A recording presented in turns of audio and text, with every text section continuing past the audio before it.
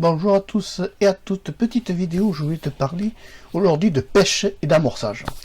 Quand on pêche au cou, on a besoin d'amorcer le cou, c'est-à-dire de réunir, d'envoyer des appâts à base de farine pour faire en sorte que nos chers petits poissons adorés viennent mordre à l'hameçon, notamment un asticot, un ver de terre et tout ça. L'amorçage est quand même un élément clé important. Selon le type de farine que tu vas utiliser, c'est par exemple si tu es en étang, tu vas plutôt prendre des farines à base prévues et configurées pour les étangs. Si tu es en rivière, tu vas plutôt prendre des farines pour la rivière. Si tu es par exemple en mer, tu n'as pas besoin de prendre de farine, parce que sitôt que tu vas balancer, ça va envoyer. Par exemple, quelqu'un qui pêche en rivière a besoin d'une farine, d'une amorce plus collante que quelqu'un qui pêche en étang. Pourquoi? Parce qu'en rivière, quand tu vas balancer ta boulette d'amorce, elle va dériver du fait du mouvement de la rivière. Ça veut dire qu'il faut que tu envoies par exemple à droite pour un coup qui se trouve à gauche. Si tu pêches à gauche, sur la gauche, tu dois envoyer à droite en rivière. Parce que comme ça, quand tu envoies ta boule d'amorce, le temps que la rivière, que ça passe, et la boule, elle est tombée de biais. Donc c'est important l'amorçage parce que c'est quand même ce qui va réunir tous les poissons autour du flotteur et autour de l'hameçon. C'est aussi important parce que c'est ce qui va maintenir la quantité de poissons sur ton coup. Il est évident que lorsque on amorce et qu'on veut par exemple utiliser des poissons, par exemple tu es obligé d'utiliser pour un étang de l'amorce à étang. Mais si tu veux chercher du gardon en priorité, tu es obligé d'utiliser une amorce spéciale gardon. Si tu veux chercher de la brème en priorité, tu vas utiliser une amorce spéciale brème. Chaque amorce a ses catégories de poissons. Une amorce à étang va être une amorce plus généraliste, qui va faire à la fois le gardon, la brème, la blette et tout ça.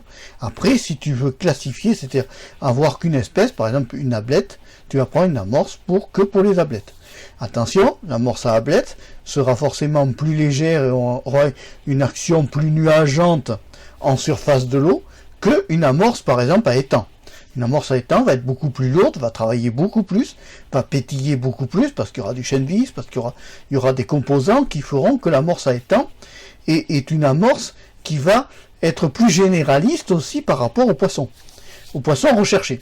C'est important de bien connaître les amorces et de bien maîtriser ça, parce que c'est ce qui va faire de la réussite de ta pêche au cou. Si tu amorces mal, c'est où tu amorces trop, les poissons vont être gavés, et qu'est-ce qui va se passer? Ils vont se tailler. Si, par exemple, moi je recommande, quand je pêche au cou, je préfère pêcher avec un amorçage léger, et moi j'utilise plutôt des amorces de surface. Pourquoi? Parce que je réunis en très peu de temps tous les petits poissons qui sont en surface sur mon cou, ce qui va me aussi attirer par derrière les carnassiers. Quand j'ai une rupture de pêche au niveau du cou, la pêche au cou, c'est que par derrière, j'ai forcément du carnassier qui rôde. Parce que tout poisson, tout réuni, chaque fois que l'on réunit du poisson, on va attirer automatiquement des prédateurs, du gardon, des brochets, des sandres, des perches, des black bass, même des poissons-chat. Ça c'est un peu la catastrophe quand ils arrivent. Parce que eux, ils mangent tout, et c'est un peu cata. Enfin, bon, pour celui qui n'aime pas le poisson-chat. Pour celui qui aime manger le poisson-chat, il est content, il y va gaiement. Bon. Donc c'est important de bien réussir son amorçage, d'être attentif aussi sur la quantité d'amorce, minimum 1 kg, parce qu'en dessous, sur une partie de pêche d'une journée, ça ne vaudra pas le coup de préparer. Alors si tu pêches en étang, privilégie les amorces à étang. Pour les rivières, tu privilégies les amorces à rivière. Et à ce moment-là, tu partiras déjà sur des bases bien correctes et avec une chance d'attraper, de réunir très rapidement le poisson sur ton coup. Par contre, ce qu'il faut éviter de faire, c'est que par exemple quand tu as pâté un coup, c'est pas d'aller, tu lances ta ligne toujours au même endroit. Alors après, il y en a qui utilisent des témoins, c'est-à-dire qu'ils vont mettre une deuxième ligne factice, c'est-à-dire à côté du coup, pour avoir avec un flotteur et un plomb. Ce qui va leur permettre d'avoir une base pour viser, pour toujours appâter au même endroit. Alors c'est bien, mais ça peut en avoir un effet embêtant, parce que plus tu as de lignes aussi qui sont étalées, plus les poissons voient.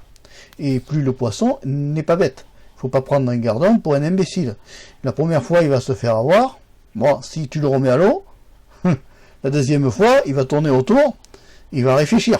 Il va se dire, attends, on m'a déjà eu une fois, je vais pas me faire avoir deux fois. Donc, choisis bien tes amorces.